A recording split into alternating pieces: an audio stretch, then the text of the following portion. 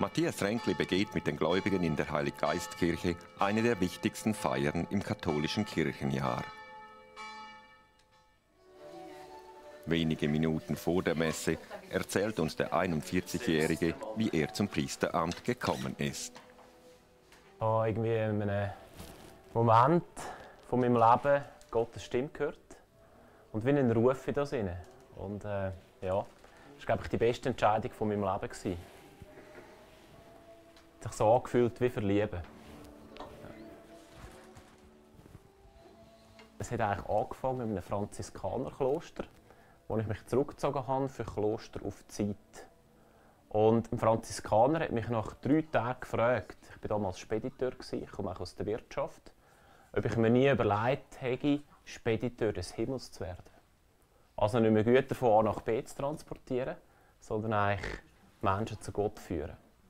Und ich glaube, es ist der schönste Beruf auf der Welt, weil es eben eine Berufung ist. Und das Zölibat ist keine Belastung für dich? Nein, das ist sogar etwas Schönes, dass man das leben darf. Ja. Es tut mich frei machen für meinen Dienst, es tut mich frei machen für die Menschen. Es ist nicht so, dass ich keine Familie habe. Ich bin Teil von einer grossen weltweiten Familie. Und der Zölibat macht mich verfügbar für das.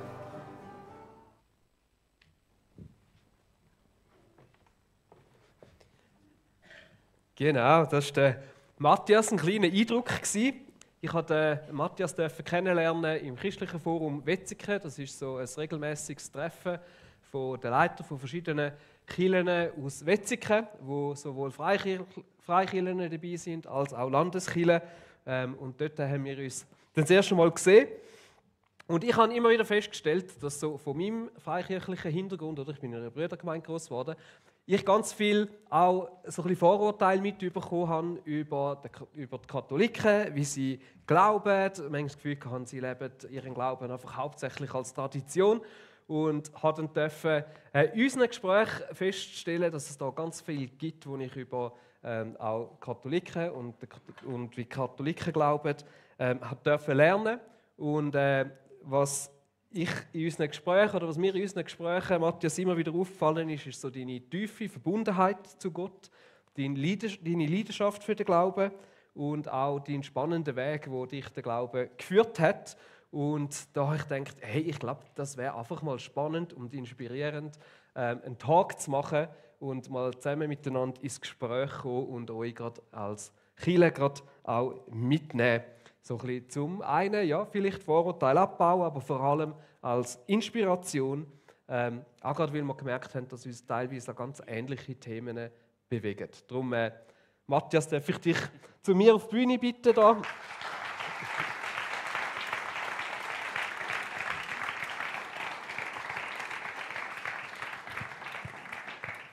Schön, bist du da. Danke für die Einladung. Ich freue mich sehr, da zu sein.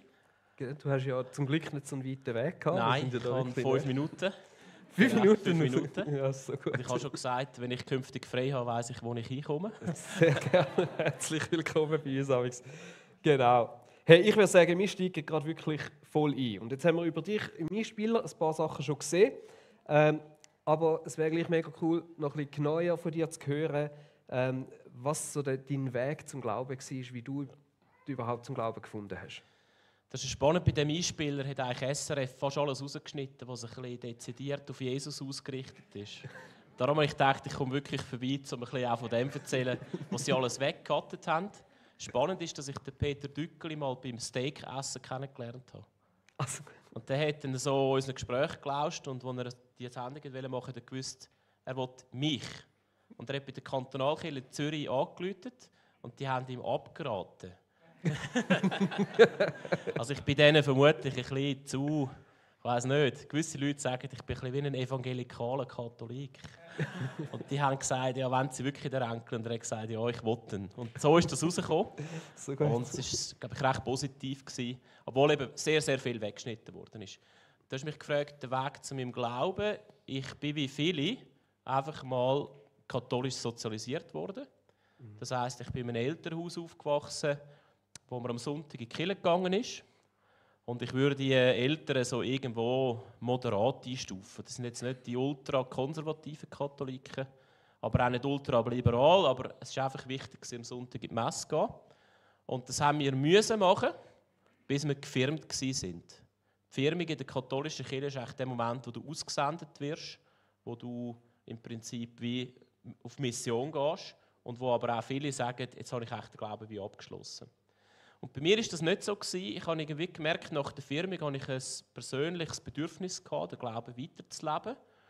Und bin dann auch weiterhin, nicht mehr jeden Sonntag, aber punktuell in die Kirche.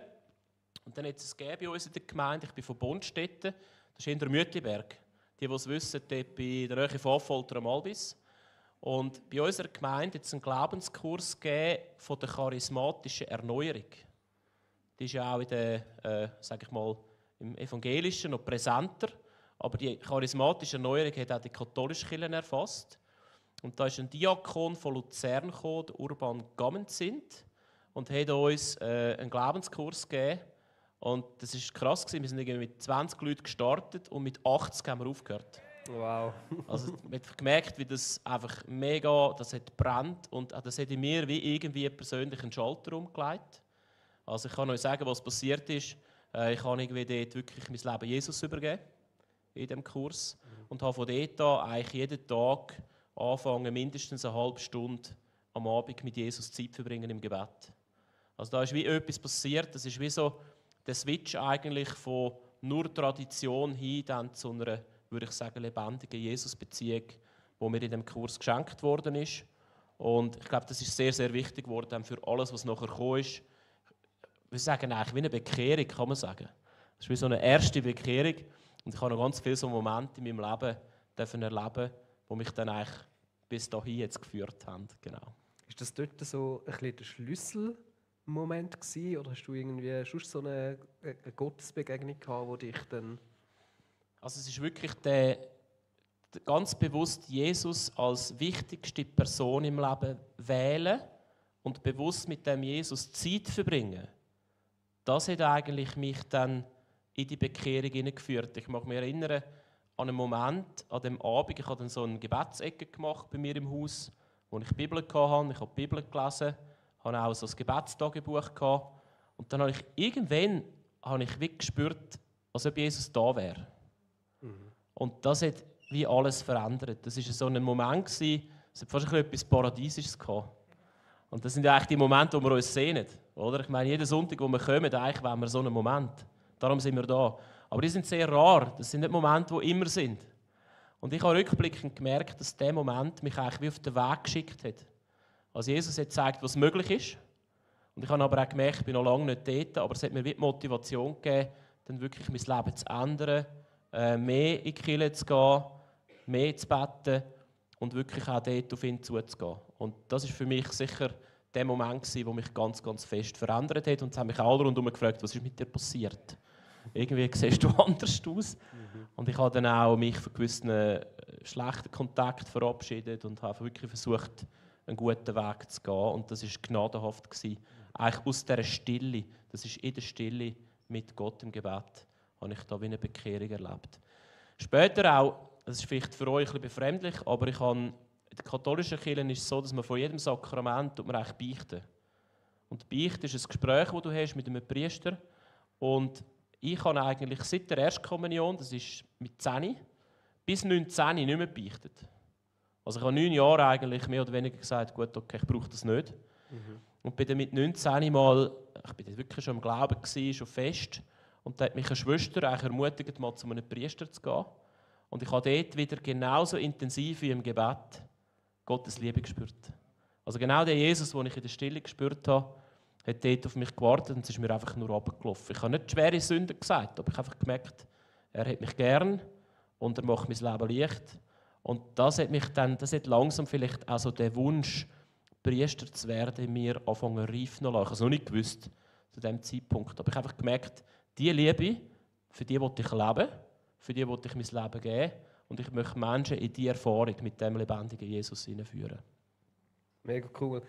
Das wäre eigentlich genau gerade das Stichwort dann zum Weitermachen. Jetzt eben, Bekehrung ist schon mal das eine. Aber du sagst, da ist dann auch eine Leidenschaft gekommen und die hat schlussendlich jetzt dazu geführt, dass du Priester geworden bist. Und Das ist dann schon nochmal recht ein grosser Gump. Das Wie ist denn der Weg ein bisschen dort hin? Oder wo ist dir klar geworden, dein Weg ist, Priester zu werden? Das ist in der heutigen Zeit, bist du entweder gestört oder ich weiß auch nicht, also das machst, da muss wirklich etwas passieren. Also ich glaube, wenn du das einfach wählst, das kommt nicht gut. Und bei mir war es so gewesen, ich habe dann eigentlich später, es gibt in Zürich eine charismatische Gebetsgruppe, die heisst Adorei. Das ist wie bei euch, oder? Lobpreis, die Hände oben, das ist mega cool, da gibt es einen Impuls. Wir sind vielleicht ein bisschen freikirchlich, kann man sagen. Aber eigentlich katholischer Boden, aber einfach fresh. Ich würde sagen, alte Kirche, frischer Glauben. Und bei denen bin ich und dort habe ich einfach noch mehr angefangen zu brennen. Und bin dann mal mit denen auf eine Wallfahrt, wo ich irgendwie gemerkt habe, irgendwie ruft mich Gott. Und es war so ein Bild, ich kann das schon sagen, wir haben an einem Ort in Frankreich Gottesdienst gefeiert. Und da hatte es einen Altar gehabt und nur 2 Priester. Und rechts hat noch einer gefehlt. Und dort habe ich ich habe nicht Gott hören akustisch reden, aber im Herz habe ich wie Gott hören sagen, der Platz ist für dich, da gehörst du an. Und das ist für mich schon, eigentlich am Anfang habe ich das Gefühl, hey, was läuft, oder? Und habe auch, zu diesem Zeitpunkt bin ich befreundet mit Melanie. Sie ist eigentlich, hat mich auf meinem Glaubensweg bestärkt und wir haben das über so eine Online-Plattform, es gibt so für katholische Matches, gibt es so eine Plattform. Okay. Und katholische Singlebörse, so quasi. Singlebörse, genau. Und die hat mich eigentlich abgecheckt und sie hat aber dann irgendwie nach einem halben Jahr gemerkt, dass ich mich mehr für Gott als für sie interessiere. Und so ist es irgendwie auch, ich glaube auch die Melanie, das, was sie mir gespiegelt hat. Also es ist nicht für mich jetzt Zölibat so eine Bürde. Ich habe ja wie die Wahl gehabt. Gott hat nicht gesagt, du musst Priester werden. Sondern ich habe gemerkt, Sehnsucht in mir rein, wo mich eigentlich in das rein, ich habe wie Welle dort rein. Also es ist nicht so, dass ich das irgendwie jetzt müssen oder so. Also ins Priestertum oder eben auch ins Zölibat? Ins Priestertum. Das ist ja, weil bei uns das Priestertum kommt in dem Sinne ja auch mit einem Preis oder eben es bedeutet da gewisse andere Schritte, wie jetzt eben zum Beispiel das Zölibat, wo für viele Menschen ja auch ein Hinderungsgrund schlussendlich ist. Wie ist, weißt du, die Überlegungen, hast du mit dem gerungen? Überhaupt nicht. Also die katholische Kirche bietet an, zum Beispiel wir haben bei uns im Wetzikon, haben wir den Felix Geisser. Er ist Diakon und er ist verheiratet und ist aber auch im Amt. Also wir haben auch in der katholischen Kirche heute ein Amt für verheiratete Männer. Und der kann genauso viel machen wie ein reformierter Pfarrer. Also ich kann taufen, der kann verheiraten, der kann beerdigen, der kann ganz viel machen. Und dann, wenn es aber dann um andere Sakramente geht, wir haben in der katholischen Kirche 7 Sakramente. Eins ist Taufe. Und dann haben wir aber noch 6 andere. Und dort musst du im Prinzip dann geweiht sein und du musst zölibatär leben, dass die Sakramente spenden. Vielleicht ganz schnell, Sakrament ist jetzt bei uns ein Begriff, den viele nicht so kennen. Ja. Was bedeutet das? Oder? Das ist eigentlich, wir haben in den letzten 2000 Jahren in der katholischen Kirche einen Ort definiert, von dem wir sicher sind, dass Gott ist. Ein Ort ist Taufe. Da sind wir sicher, Jesus ist da. Und dann haben wir noch 6 andere Orte, wo wir sagen, da sind wir uns ziemlich sicher, dass er am Wirken ist. Und dem sagt man eigentlich, kannst du sagen, wie ein heiliger Ort oder ein heiliges Zeichen. Wie die Taufe, du wirst untertaucht oder übergossen mit Wasser. Und dann ist klar, Jesus hat an mir gewirkt. Und so haben wir wie in der kirchlichen Tradition die 7 Zeichen, wo wir sicher sind, dass er wirkt. Beichte ist eins. Dann bei uns, das Abendmahl heisst bei uns Eucharistie. Das ist auch ein Sakrament, wo wir wie sicher sind, Jesus wirkt, er ist da mit seiner Gegenwart, mit seinem Heiligen Geist. Und je mehr Sakramente du spenden, desto eher musst du zölibatär sein. Das ist einfach in der katholischen Kirche so. Was heisst Spenden? Das heisst, wie du teilst die aus? Oder du tust den Moment leiten oder initiieren? Oder? Ich lasse mich für Gott in den Dienst nehmen, um eigentlich seinen Kindern näher zu sein. Ja. Okay. Gehen wir nochmal zurück zu Zölibat. Und eben, du sagst, es für dich ist gar kein Preis. Es ist nicht gar kein Preis. Ich glaube, es ist irgendwie... ich glaube schon, dass wir von Gott her so geschaffen sind, dass wir ergänzungsbedürftig sind. Also das merkt man bei den Männern, wenn keine Frau rum ist. Ich glaube, heute werden die Grenzen fließend, aber dann haben sie ein Ghetto, oder? Vielleicht ist das auch heute bei den Frauen so. Also, man kann heute nicht mehr so sagen, aber ich glaube, wir sind schon irgendwo in unserem Wesen ergänzungsbedürftig. Und bei mir ist halt einfach so, dass, als ich angefangen habe, in dem Glaubenskurs mit Jesus Zeit zu verbringen, die Zeit, die ich eigentlich mit einer Frau verbringen würde, habe ich mal gefragt, wie viel ist das pro Tag? Du hast gesagt 3 bis 4 Stunden. Diese Zeit verbringe ich mit Jesus. Also das Zölibat mich eigentlich radikal öffnet, um mehr Zeit mit dem Herrn zu verbringen. Und ich glaube, auch nur so kann ich in meinem Dienst dann auch fruchtbar sein. Also ich muss wirklich eine intensive Beziehung mit ihm leben. Und ich meine, er ist der Beste, was es gibt. Ich meine, bei ihm kommst du alles über. Also da bin ich mit all meinen Bedürfnissen bin ich am richtigen Ort. Und ich glaube, das Zölibat kann auch nur gelingen, wenn ich so radikal auf Christus ausgerichtet bin. Wenn ich das Leben als einen Preis, den ich zahlen muss, und es scheisst mich an, kommt das nicht gut. Ich muss das Leben als ein Offensein für Gott. Und dass ich wirklich ihm mein Leben schenke. Und by the way, Jesus hat zölibatär gelebt. Darum hat er Zeit gehabt, die ganze Nacht durchzubeten. Oder hat sich zurückgezogen. Er hat immer wieder auch die Zweisamkeit mit Gott gesucht. Und ich glaube, auch durch sein Zölibat war er überhaupt in der Lage gewesen, das zu machen, was er hätte machen können. Wenngleich auch, es gibt auch verheiratete Priester, das ist noch wichtig zu sagen. Es sind nur Katholiken, die das haben. Wenn ihr zum Beispiel jetzt auf Russland geht oder auf Serbien oder so, bei der orthodoxen Kirche sind Priester verheiratet. Aber dort siehst du auch, das hat einen Impact, das ist dann einfach ein anderes Verständnis vom Amt. Und wir haben eigentlich dort wie an dem festgehalten, jetzt seit 700 Jahren. Und ich persönlich, es ist immer wieder eine Entscheidung, ich habe mich auch schon 2-mal wieder verliebt. Ah, ja. Ja, das passiert. Ich glaube, das ist normal, das ist menschlich. Auch wenn du verheiratet bist, kann das sein, dass es Alltag wird und du dich wieder jemand anderes verliebst. Aber dann musst du dich immer wieder für das entscheiden, wo man gesagt hat, ja. Also es gilt dann wirklich wieder zurückzukommen zu dieser ersten Liebe, die Entscheidung, die ich getroffen habe. Und das ist schwer. Meine Mami sagt es noch gut.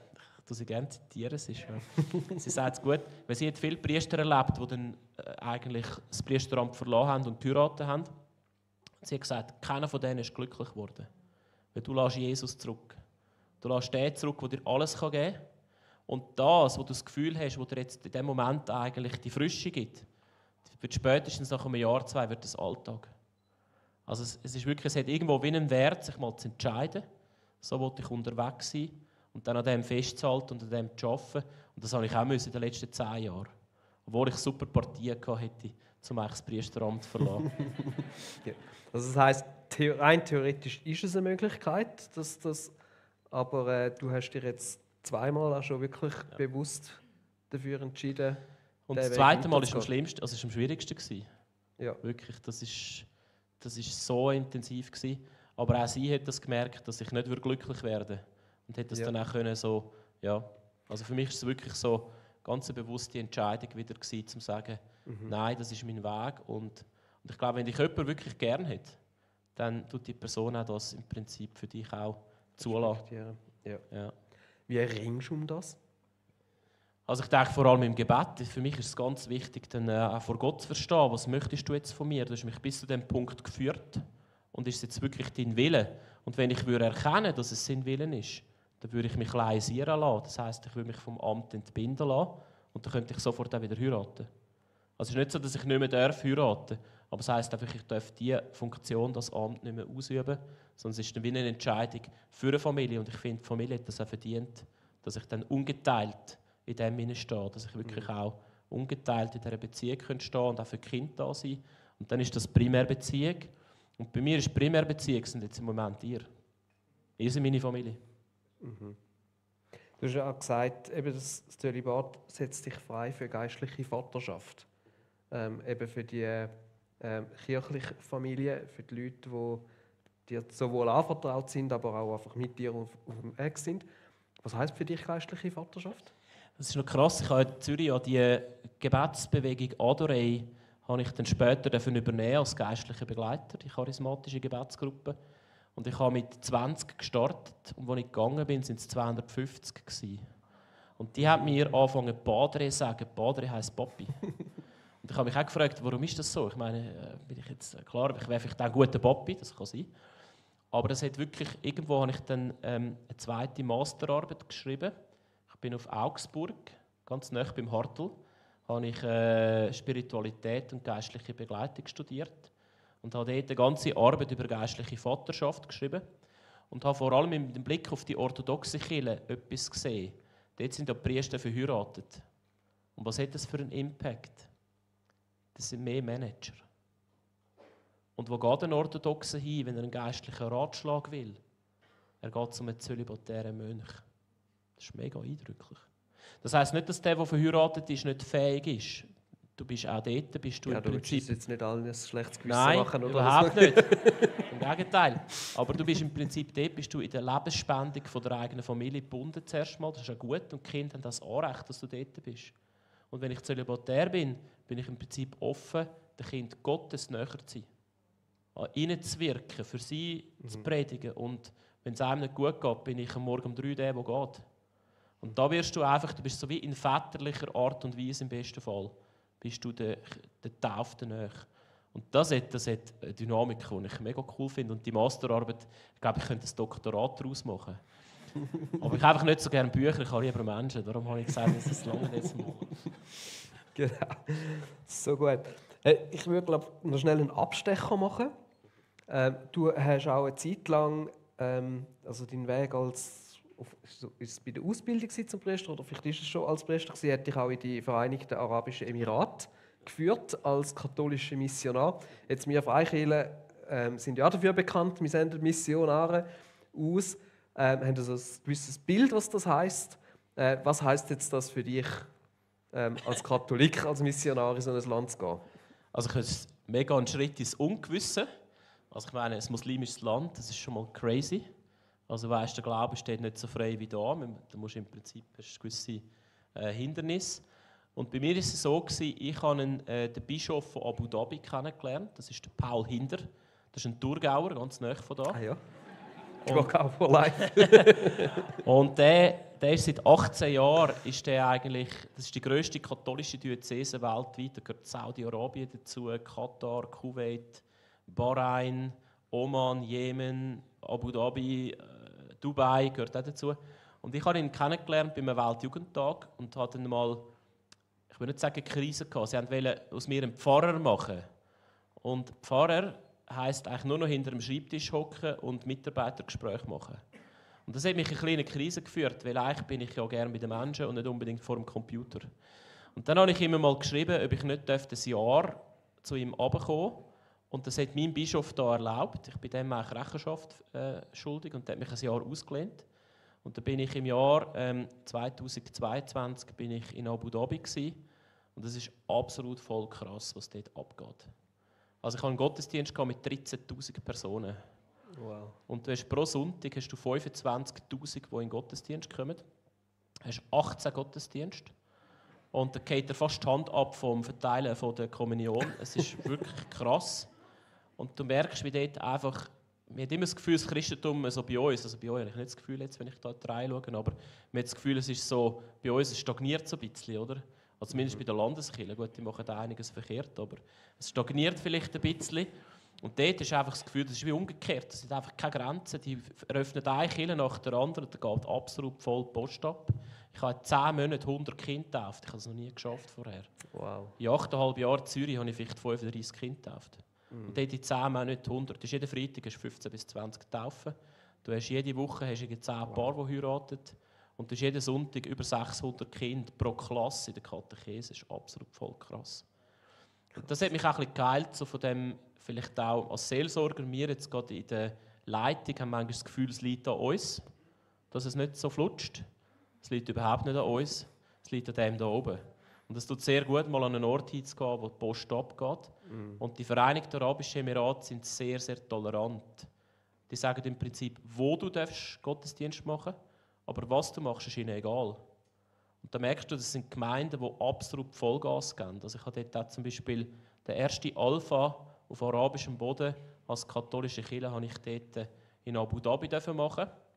Und da haben wir ein bisschen die Grenzen ausgelotet, weil eigentlich darf man sich nur versammeln an dem Ort, wo der Staat sagt. Und wir haben das auch bei Leuten daheim, in den Quartieren haben wir uns versammelt. Und das ist schon noch krass, was das mit dir macht, wenn du dann zum Alpha gehst. Du weißt eigentlich, okay, das ist jetzt der Graubereich. Eigentlich dürften wir das nicht. Und das macht es umso intensiver. Und das ist schon noch cool, so einfach mal in einem anderen Kontext. Also eben, sich den Glauben ausleben ist irgendwo erlaubt. aber eigentlich missionieren ist nicht erlaubt. Genau, wenn jetzt ein Moslem kommt zum Bischof und sagt, ich will mich taufen lassen, dann sagt er, geh auf Zypern, geh in den Libanon, geh irgendwo anders hin, mach das dort. Also die dürfen nicht aktiv Moslem missionieren, aber die Moslem lassen Christen eigentlich frei. Was du machst, ist eigentlich ihnen egal, solange du sie nicht missionierst. Und klar, ich meine, das hat schon einen Impact. Ich meine, ich habe noch nie so lebendige Christen gesehen in meinem ganzen Leben. Noch nie. Und das ist schon noch krass. Das zeigt eben auch, wo so vielleicht auch ein bisschen ein Druck da ist, wo es nicht mehr selbstverständlich ist, dass man beten kann. Da werden die Leute wach. Und die Wachheit, also das hat, jeden Sonntag bin ich das ist wie ein Defibrillator. Oder? Das ist mehr oder weniger, du sagst, der Herr sei mit euch. Und all, 300, 400, 1000 und mit deinem Geiste. Und da merkst du schon, da bist du auch in deinem Amt wieder ganz belebt. Und ja, das tut gut. Ich muss das alle 7 Jahre machen, dass ich Irgendwo wirklich das Feuer, das innere Feuer behalten kann. Genau. So gut. Wir haben bei uns das Jahresthema, das heisst «Unterwegs» und «Sein». Also «Unterwegs sein», aber mit den beiden Aspekten, eben das «Unterwegs», wo wir drin sind, wo wir uns auch verändern und «Sein», irgendwie bei Gott sein. Und so ein bisschen eigentlich dahinter steckt so der Schwerpunkt gelebte Nachfolge, auch heute. Und ein Aspekt davon sind auch geistliche Gewohnheiten. Und ich fände es mega spannend, wenn du uns ein bisschen erzählen könntest, wie lebst du den Glauben im Alltag und was heisst für dich Nachfolgen? Genau. Oder was leitet dich auch gerade im Alltag hinein, im Jesus nachfolgen? Ich persönlich versuche jeden Tag das Wort Gottes, die Bibel zu betrachten. Das ist eigentlich das Erste, was ich mache nach dem Aufstehen. Ist betrachten anders, als wenn ich jetzt als Freikircher die Bibel lese? Oder was verstehst du unter betrachten? Betrachten heisst für mich, ich gehe eigentlich an einen Ort, wo es ruhig ist. Das kann daheim sein, einfach wo du ungestört bist. Und dann richte ich mich wirklich ausrichten auf Gott. Also ich tue zum Beispiel, ich habe nicht das Gefühl, ich kann Gott beten, sondern ich bitte eigentlich Gott, mir die Gnade zu geben, zu beten und tue den Heiligen Geist einladen, dass er mich öffnet für das, was Gott mir möchte sagen. Und da tue ich mich vielleicht 10 Minuten in Stille darauf vorbereiten und tue wirklich den Heiligen Geist intensiv anrufen, dass er mich jetzt öffnet für das, was Gott mir heute möchte sagen in meinen Alltag hinein. Und dann ist es bei uns Katholiken so, wir haben ein Lesejahr, das heisst, wir haben eigentlich in 3 Jahren hast du die ganze Bibel gelesen. Und dann tue ich einfach den Tagestext, die eigentlich die Kirche vorgibt, tue ich dann am Morgen betrachten. Das ist meistens etwas Neutestamentliches, ein Paulusbrief und ein Psalm und ein Evangelium. Und tue mich eigentlich persönlich ansprechen lassen, was möchte mir Jesus jetzt in meinen Tag hinein sagen. Dann darauf aufbauend haben wir 5 Gebetszeiten, die wir machen. Das kommt, glaube ich, so ein bisschen aus dem Judentum. Das sind Psalmen. Also ich bete eigentlich am Morgen, am 9 Uhr, am Mittag, am 4 Uhr und am Abend. Und die 5 Gebetszeiten mache ich jetzt. Vorher bin ich da gehockt, mega cool gewesen. So ein bisschen die Ankommenszeit, habe ich gerade meine Gebetszeit machen. Und das tue ich im Prinzip jeden Tag die 5 Zeiten machen. Dann, was wir auch haben als Katholiken, ist jeden Tag ein Gottesdienst. Das, was wir jetzt am Sonntag da haben, haben wir jeden Tag. Und wir haben jeden Tag Abendmahl in Anführungs- und Schlusszeichen die Eucharistie. Das ist mir auch wichtig, das mache ich meistens für die Gemeinde. Und was ich auch jeden Tag mache, ist eigentlich so eine Tagesauswertung. Also am Abend schaue ich auf meinen Tag zurück, danke zuerst für alles, was gut war. Das geht darum, die Spuren von Jesus zu entdecken. Wo war mir heute nahe, was ist gelungen, was ist gut gewesen. Und dann schaue ich aber auch darauf zurück, was ist nicht gut war. Wo habe ich vielleicht gefehlt, wo bin ich unaufmerksam gewesen, wo bin ich vielleicht auch mit meinem Temperament zu fest gewesen und wo habe ich vielleicht gelogen oder was auch immer. Und tue das auch bereuen, jeden Abend. Und bitte Jesus, dass mir für den nächsten Tag Kraft gibt, nicht in die gleiche Falle hineinzutappen. Das heisst, dass der Fehler, den ich gemacht habe, dass ich den am nächsten Tag nicht mache. Wir sagen dem ein Examen. Und so versuche ich meinen Tag wirklich, also angefangen mit der Bibel, mit diesen 5 Gebetszeiten, mit der Eucharistie und dann mit dem Examen, versuche ich den zu gliedern. Das ist ein Priester. Das ist, weil ich so intensiv beten kann. Ich denke, jetzt als Laie im Alltag ist es gut, wenn du am Morgen anfängst mit Gebet, während dem Tag an Jesus denkst. Wir sagen Stossgebete, ihn einlatsch. Habe ich manchmal gemacht am Mittag. wenn ich gearbeitet habe. Und dann am Abend wieder beten, also morgen und Abend. Und wenn dann heilig werden sagt der Franz Gonzales, der war mal Bischof in Genf, dann musst du die Bibel noch in den Alltag integrieren. Also morgen Abendgebet, und wenn dann noch die Bibel Alltag wird, ist die Chance, dass Jesus ähnlicher wirst, sehr, sehr hoch. Wir hatten jetzt gerade eine Serie über die Stille. Und Franz Gonzales, der hat eben, was hat er gesagt? Wenn man viel zu tun hat, braucht man mindestens eine halbe Stunde oder eine Stunde Gebet. Und wenn man sehr viel zu tun hat, dann müssen es 2 sein. Genau. Das war ein Bischof von Genf. Ich finde den mega cool. Das war der Fancy, oder? Das war ein Schweizer. Und der hat so ein Büchlein geschrieben, wie dass man heilig wird im Alltag. Und das hat stark mit dem stillen Gebet zu tun. Was ich als Priester auch machen muss, das ist pro Jahr eine Woche Stille. Und ich bin jetzt gerade vorletzte Woche bin ich da dafür zu einem Kollegen von mir, der wohnt in Johannesburg. Ich weiss, ich bin nicht so ökologisch, nicht so. Aber ich gehe halt gerne an einen Ort, wo ich weiss, dass ich dann wirklich dort eintauchen kann. Und in dieser stillen Woche mache ich dann 4 Stunden Bibelbetrachtung pro Tag. Und das bekehrt dein Herz. Also wenn du 4 Stunden mit der Bibel pro Tag unterwegs bist, kommst du als neuer Mensch raus. Dann merkst du wirklich wieder, wer ich bin, was ich gut kann, was Gott von mir will. Du spürst die Stimme Gottes wieder ganz intensiv. Und das ist für mich immer wieder so ein Reset. Und das mache ich jedes Jahr. Das Zahlkillen, das ist noch cool. Das ist schön, ja.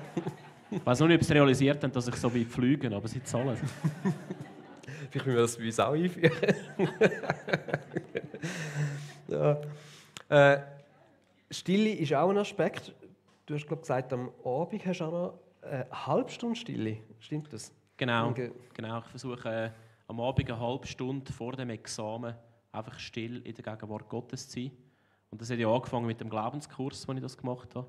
Also, dass ich überhaupt auf den Weg geschickt worden bin, hat mit dieser Stille zu tun. Und dort versuche ich einfach Zeit mit Jesus zu verbringen. Der lässt alles weg, Handy und so weiter. Flugmodus und versuche wirklich. Und das ist noch schwierig, oder? Stille, das auszuhalten. Ich weiß nicht, wie viele da rein das einfach findet. Also, da kommt ja 1000 super Ideen eigentlich, oder? Jetzt könnt ihr noch das und das und das. Und dann denke ich schon wieder an die Posteliste für den nächsten Tag, oder? Und so. Und da gibt es eigentlich so wie geistliche Kniffs, wie man das besser aushalten kann. Einige von euch kennen vielleicht These-Song. Kennt ihr These? Das sind so repetitive Bibelworte. Und meistens, wenn ich dann abdrifte mit den Gedanken, versuche ich dann so einen Bibeltext immer wieder zu repetieren innerlich, damit ich immer wieder bei Christus sein kann. Und ich glaube, auch die stille Zeit ist auch etwas, was sehr, sehr wertvoll ist. Also ich glaube, ohne das, mir hat mal ein geistlicher Begleiter gesagt, es kann eigentlich die ganze Welt zusammenbrechen während dem Tag, aber diese halbe Stunde, das hebt dich wie ein Rettungsanker. Und ich glaube, die stille Zeit kann so ein Anker sein, dass ich wie ein Schiff vom Leben, das im Sturm ist den ganzen Tag, bleibt verankert und trifft dann nicht irgendwo hin. Mega spannend. Jetzt, da ist mega viel Gebet drin.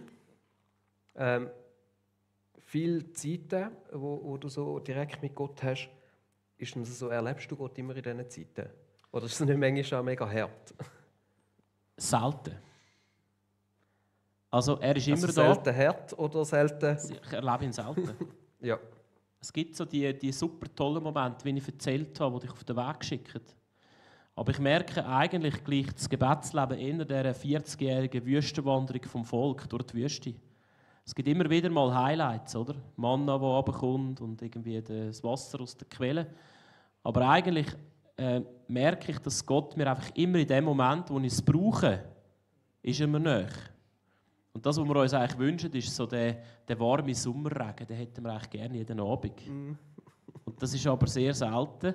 Aber immer dann, wenn ich es brauche. Das heisst, ich merke, er pusht mich eigentlich die ganze Zeit und gibt mir so viel Nähe, wie nötig ist, dass ich auf dem Weg bleibe und dass ich laufe. Und ich merke aber auch, es kann ziemlich auch ein bisschen trocken sein. Und in dieser Trockenheit hat einmal der Ignatius gesagt, tu einfach das machen, was du dir vorgenommen hast, egal ob du etwas spürst oder nicht. Und du kannst eigentlich in dem Moment, wo du es dann halt machst und nichts spürst, kannst du Jesus sagen, du bist mir wichtig. Selbst wenn er mir in dem Moment vielleicht zu wenig Nähe schenkt, kann ich ihm sagen, ich hätte gerne ein bisschen mehr Nähe. Und du bist mir wichtig. Und ich glaube, darum ist es wichtig, in so trockenen Zeiten, dass ich einfach das, was man früher, was sich gut angefühlt hat früher und sich jetzt vielleicht nicht mehr richtig anfühlt, dass ich das trotzdem weitermache. Weil ich einfach gemerkt habe, früher hat es mir auch Trost gegeben und das hat mir so etwas innerliche Frische gegeben. Und ich habe mich eigentlich wie nach dieser Frische sehnen, indem ich jetzt halt gleich in dieser halben Stunde festhalte oder gleich jetzt sage, ich lese jetzt die Bibel trotzdem, auch wenn ich irgendwie eine Trockenheit habe. Und dort wirklich wie auf dem Weg bleiben. Und das versuche ich stark. Und ich spüre vor allem so, wenn ich mir dann so intensive Zeiten nehme, wie eine Wochenstille, spüre ich ihn immer sehr intensiv. Und es gibt schon so Momente im Alltag, wo ich wieder merke, ja, da war er gewesen. Und das Coole ist, wenn du am Abend zurückschaust auf den Tag, dann findest du sicher 3 Orte, wo er war. Auch wenn es vielleicht sich trocken angefühlt hast, du weißt, da habe ich wirklich ihn gespürt, da war er nahe gewesen, das war schön gewesen. Und meistens das, was schön war, was gut war, da war er irgendwie am Werk gewesen. Und dem ein bisschen auf die Spur kommen, ich glaube, es sind so wie Brotsamen, es ist nicht so, es sind so wie so Krümel manchmal im geistlichen Leben. Aber gleich die Krümel, die behalten dich auf dem Weg und bleiben dann, so bleibst du ihm nahe und kannst ihm immer wieder auch sagen, du bist eigentlich mein Bräutigam, ich bin deine Brut als Kille und ich möchte eigentlich, dass der Bräutigam der Brut nahe ist. Und wenn er nicht nahe ist, kann ich ihm nahe bleiben, bis er mir wieder nahe ist. Also ich kann ihn wie herausfordern, dass er mir wieder näher kommt, indem dass ich an diesen Sachen ein bisschen strikt, nicht sklavisch, aber strikt festhalte. Du hast jetzt eben gesagt, strikt festhalten ist irgendwo ein Schlüssel. Und durch eben die Gefahr ist dann manchmal auch, dass die Sachen wie dann irgendwann aber auch innerlich tot können werden, wenn man es einfach aus einem Automatismus macht. Wie machst du das, um deine Leidenschaft trotzdem am Leben behalten, auch eben gerade in diesen Zeiten, wo meistens, wenn ich zu strikt bin, verliebe ich mich wieder mal. Und darum glaube ich, dass Gott mir bewusst die Person wieder schickt, um wieder ein bisschen auszubrechen aus dem zu Verhärteten. Weil letztlich die Liebe ist wieder nochmal ganz anders als irgendein Gesetz einhalten. Das heisst irgendwie, wer liebt, hat das Gesetz erfüllt. Und die Liebe tut auch wieder all die Pläne, die ich mir mache und das, was ich mir vornehme, bei weitem wieder irgendwie. Es ist eben nicht nur, wenn ich das und das und das erfülle, dass er mich sich nähert. Aber ich als Mensch brauche irgendwie ein Ritual. Gott braucht das nicht. Und ich merke, dass er mich immer wieder aus dem rausholt. Also er schafft es eigentlich wieder so nach dem Motto, hey, du bist nicht ein Sklave, du bist Sohn. Du bist ein Kind. Und was ist ein Kind? Also ein Kind muss nicht immer genau das machen, was der Papi will. Also ein Kind ist auch irgendwo frei. Und ich glaube, Jesus versteht es, mich immer wieder aus dem rauszuholen und mir wieder zu zeigen, hey, schön, dass du dich bemühst, aber meine Liebe und ich bin auch noch viel grösser als all das. Und das ist wichtig, aber trotzdem ist es für uns Menschen wichtig, ein Ritual zu haben. Also wir brauchen irgendwo eine Sicherheit, Gott braucht das nicht. Er ist noch mal viel, viel grösser als alles, was wir uns vornehmen. Und das tut er mir immer wieder zeigen. Cool, mega schön. Du hast mir in der Vorbereitung mal noch gesagt, Katholiken wollen immer sicher sein. Hast du zu dem noch etwas sagen? Oder viel von euren Brüchen oder Sachen, oder wie ihr den Glauben lebt? Das ist wirklich ein bisschen, es kommt vielleicht, es hat einmal den Moment gegeben, wo sich eigentlich Theologie, also der Glaube mit der griechischen Philosophie vermischt hat. Das hat der Luther überhaupt nicht cool gefunden, ehrlich gesagt. Das ist auch einer der Gründe, warum es die Reformation gegeben hat. Aber wir haben eigentlich, also wie im Katholischen noch die Scholastik, wenn du so willst, wo mal definiert hat, wo dass wir sicher sind, dass Jesus ist. Ich mache euch ein Beispiel, wo ihr ganz sicher auch Ja sagen könnt. Wir sind jetzt da, als Gemeinschaft. Wir sind sicher, Jesus ist jetzt da. Und so haben wir Katholiken noch 2, 3 andere Orte, wo wir sehr sicher sind oder wo wir wie im Laufe der Kirchengeschichte hat man wie herausgearbeitet, da sind wir sicher. Und das haben wir gerne, die Sicherheit. Darum sind wir manchmal vielleicht auch ein bisschen unflexibel. Weil einfach wir wie sagen, zum Beispiel lustigerweise auch sagt die Kirche in mir inne, nicht jetzt, aber wenn ich den Gottesdienst feiere, in dem Moment, wo ich über Brot und Wein bete, ist zum Beispiel Jesus da. Das ist etwas, was die Kirche sagt. Im Abendmahl. Und ich glaube, wir Katholiken haben einfach diese Sicherheit, haben wir gern. Wir können jetzt ein bisschen böse sagen, wir wollen immer wissen, wo Gott hockt. Das ist ein bisschen so. Und ich glaube, das ist auch schön. Aber wie ich vorher gesagt habe, es ist auch wichtig, zum Gott nicht so fest einschränken. Ich habe dir gesagt in der Vorbereitung, ich kann dir genauso daheim nahe sein. Also du musst nicht in eine Kirche kommen zum Betten, aber in der Kirche bin ich mir sicher, er ist da. Und das haben wir Katholiken gern. Und da sind wir manchmal vielleicht auch ein bisschen eng geführt. Oder? Da sind wir sehr unflexibel. Und da bin ich auch froh um den Austausch jetzt mit euch Freikirchler oder auch mit den evangelischen Reformierten, wo wir dann von ihnen sagen, hey, da spüre ich Jesus auch und da erfahre ich ihn auch. Und das ist sehr spannend und wir sind halt wirklich ein bisschen pointiert. Oder? Er ist da. Das ist uns wichtig. Ja. Mega cool, dass du gerade noch die Überleitung eigentlich gemacht zu der letzten Frage. So, eben, wo können wir auch voneinander lernen? Eben, wir haben gewisse Sachen, die wir unterschiedlich machen. Glauben den gleichen Gott, lieben Jesus, haben doch irgendwie die Unterschiede. Und was können wir Freikirchler von euch Katholiken lernen und was könnt ihr Katholiken auch von uns Freikirchler lernen? Ein bisschen hast du jetzt schon angetönt. Das, was ihr von uns könnt lernen, das kannst du vielleicht nachher sagen. Ich würde lieber sagen, was wir von euch lernen können. Das ist gut. So, genau. Ihr seid sehr nah am Puls der Zeit. Das habe ich gemerkt, als ich mit der Vineyard in Zürich Nord unterwegs war. Oder die haben sich irgendwo im Quartier getroffen und haben die Quartier-Vibes aufgenommen. Und ich glaube, so eine Kirche in der heutigen Zeit, dass sicher erfolgreich sein muss sie bei den Menschen sein und muss herausfinden, was ist eigentlich das Bedürfnis. Und da sind ihr Freikircher sehr, sehr gut. Ihr seid sehr flexibel, würde ich sagen. Also ihr könnt euch sehr gut im Prinzip auf das, was der Mensch heute jetzt braucht, einlassen. Und da haben wir Katholiken das Problem, dass bei uns halt einfach die Steuern kommen, ob wir den Job gut machen oder nicht. Und da fehlt manchmal ein bisschen die sogenannte Kundenorientierung. Oder? Und dann ist irgendein Theologe 20 Jahre, kannst du eigentlich sagen, der falsche Pfarrer am falschen Platz. Und predigt völlig in die falsche Richtung. Und da glaube ich, das ist das, was wir sicher lernen können, auch marketingtechnisch, dass wir frisch überkommen, dass wir jung überkommen, dass wir wieder schauen, was die Menschen brauchen. Und ich glaube auch, dass wir auch die Öffnung für die Mystik, dass wir auch wirklich den Heiligen Geist wirken lassen in diesen alten Strukturen hinein.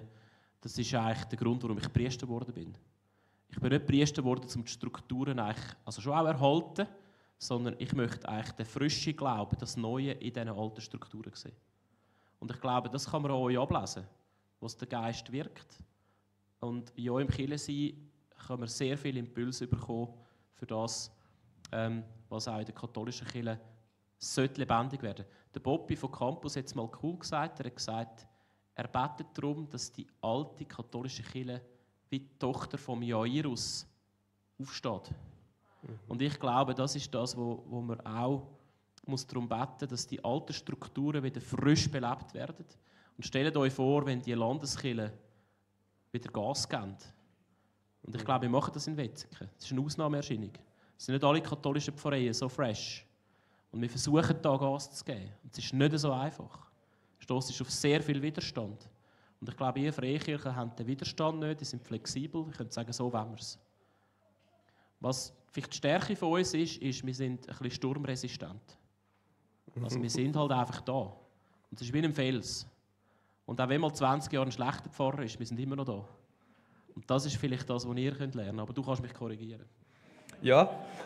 Nein, also was mich mega beeindruckt und was ich schon finde, ist so die Verbundenheit irgendwo mit der Tradition, wo so eine lange Geschichte, eben, du hast mir bei euch in der Kirche so ein Ding gesagt, wo mit den verschiedenen Papsten, ich meine, über da kann man, da gibt es immer vielleicht in gewissen Sachen unter, aber es geht zurück bis zum Petrus, oder? Und ihr könnt das wie zurückverfolgen und das ist eine Linie, die sich durchzieht.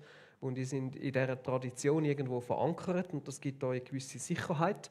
Ja, hat mit dem Nachteil vielleicht von ein bisschen weniger Flexibilität in gewissen Entwicklungen und Sachen, aber irgendwo auch eine mega Sicherheit. Und das Suchen von dieser tiefen Verbundenheit in auch Strukturen und Sachen, die sich über viele Jahre raus nicht nur kristallisiert, sondern eben auch bewährt haben, irgendwo, das macht euch wirklich so einen Fels. Und das ist etwas, und das kombiniert auch eben mit der Leidenschaft, wie du sie das vorlebst, das finde ich unheimlich inspirierend. Also wir müssen spannenderweise uns wie nicht selber neu erfinden als Kirche. Das ist auch eine Entlastung. Also es ist wie eine grosse Schatzkiste und du kannst wühlen und schauen, was alles findest. Und ich finde es wichtig, dass man aber auch wühlt. Und das machen wir ein bisschen zu wenig. Also wir sind ein bisschen zu fest angepasst an die Gesellschaft. Als katholische Kirche, die Reformierten noch mehr. Und ich glaube, wir müssen da wirklich auch wieder den Mut haben, um zu sagen, das ist unsere Tradition, das glauben wir. Und auch die Ausrichtung auf Christus ist matchentscheidend. Eine Kirche, die nicht auf ihn ausgerichtet ist, das bringt keine Frucht. Und das muss auch, da kommt auch die Landeskirchen kommen nicht darum herum, sich wieder auf ihn auszurichten. Und das bewirkt etwas. Du kannst nicht einfach dich der Welt angleichen bis zum geht nicht mehr. Christus verändert dich.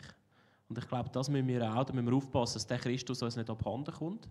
Dass wir alles machen, was die Welt will. Und die Gefahr ist da. Gerade auch, weil wir halt eben, wir sind ja landeskirchlich, das heisst, wir sind auch irgendwie öffentlich-rechtlich. Und da muss man aufpassen, dass man nicht plötzlich so ins gleiche Horn bläst, wo die Gesellschaft bläst. Und die blasen im Moment in die falsche Richtung, habe ich manchmal das Gefühl. Also auch die Moral, das ist nicht das, was Jesus wollen hat. Amen. Ich glaube, das ist ein gutes Schlussstatement. Es ist mega spannend. Ich glaube, wir könnten da noch lang weitermachen, aber die Zeit rennt uns dann auch irgendwann davon. Hey, ich würde gerne noch beten zum Schluss. Sehr gerne. Vater im Himmel, ich danke dir für den Matthias, für sein hingegebene Leben an dich, wo er dich wirklich an allererste Stelle stellt in seinem Leben. Auf die Stelle, wo wir manchmal in einer Beziehung sind, aber eben noch höher und wirklich das vorlebt und seine Leidenschaft mit seinem Vorausgehen darf ein geistlicher Vater sein und das Vorbild für viele. Ich danke für das, wo wir uns da jetzt Sachen können inspirieren lassen von ihm. Und Vater im Himmel, ich bete auch einfach, dass du den Matthias segnest in seinem Dienst, in seinem Unterwegssein mit dir, dass er wirklich jemand darf sein, wo dich verkörpert auf dieser Erde, wo darf mit Menschen unterwegs sein und sie darf begleiten und anspornen, ihm dir ähnlicher werden. Segne die katholische Kirche in Wetzikon und auch die anderen Kirchen, die da mit denen befreundet sind. Segne sie, dass sie dürfen dich, Jesus, im Zentrum haben und sich nach dir dürfen ausstrecken.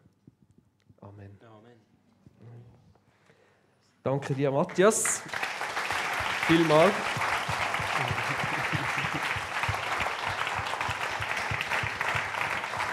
Ich werde jetzt